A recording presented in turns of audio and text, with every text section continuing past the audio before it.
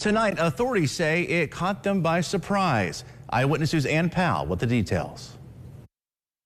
This intersection is well known in the city, and we were aware that there were some possible historic grave sites here.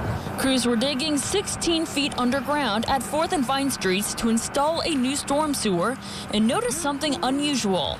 We encountered what we thought looked like maybe a historical artifact, because this intersection, we found some stones that looked unusual for this area.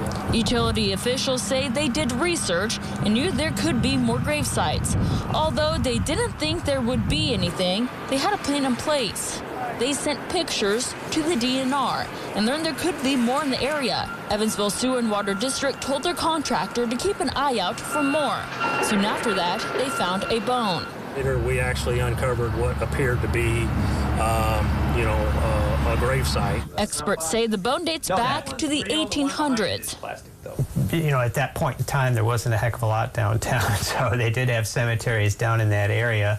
Dr. Michael Strzeski is an associate professor of archaeology at the University of Southern Indiana and says it will be hard to identify the bones. The condition of the bones depends a lot on the soil. If you have like acidic soils, the bones could be in very bad condition, but if they're more alkaline soils, then they could be in perfect condition. It's hard to say.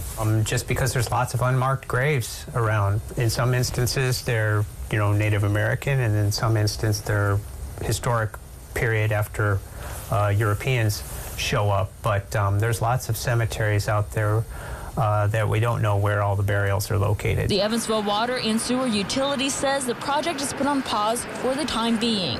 Certainly, Evansville has a rich history, and certainly, we want to be respectful of that history.